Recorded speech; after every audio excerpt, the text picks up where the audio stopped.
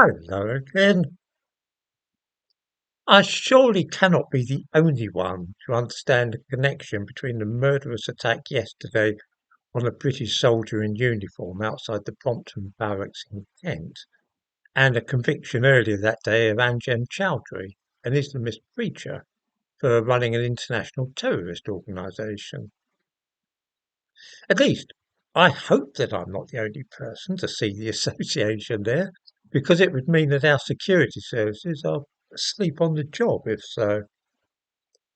Anjem Chaudary is a fanatical Islamist who wishes Islam to be not only a religion, but also the foundation for civil society, as it is in Iran. Because this state of affairs is unlikely to be agreed peacefully by the liberal democracies of the world, violence will be needed to be resorted to achieve the end, to impose it. I must mention that there's a difference between Islam as a religion, which many people follow peacefully in the same way that Christians and Jews follow their own faiths, and Islamism, which seeks the subjugation of the whole of society to the principles of Islam. Islamism is a political as well as a religious movement. Chowdhury quite literally has a form for this kind of thing because he's already served a prison sentence for encouraging support for the Islamic State. The organisation which has been running since his release is Al Maljaran. Men associated with this group carried out the stabbing spree at London Bridge which killed 8 people and a similar event at Westminster Bridge which killed 5 people. It is a very dangerous organisation and Anjem Chaudary runs it.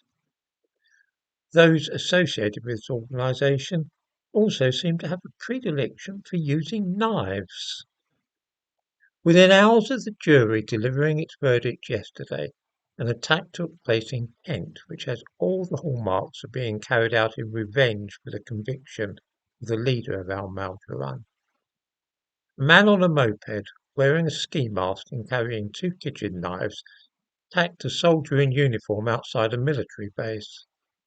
The aim was clearly to kill the man, rather than for the purpose of robbery. The soldier is now gravely ill in hospital. The photograph of the attacker shows that he was a black guy, and some people are drawing comparisons with the murder of Lee Rigby a few years ago. My own guess would be a Muslim convert, but I may be wrong about that. Converts to any religion are often more dedicated and extreme than those born into that faith.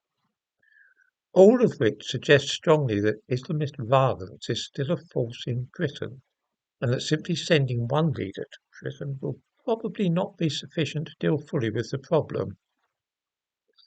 Those who wish to destroy the democratic way of life in this country are really an enemy within, and it's to be hoped that the police and security services will start a drive to remove them root and branch, and that Anjem Chaudhary's trial will prove to be the first of many.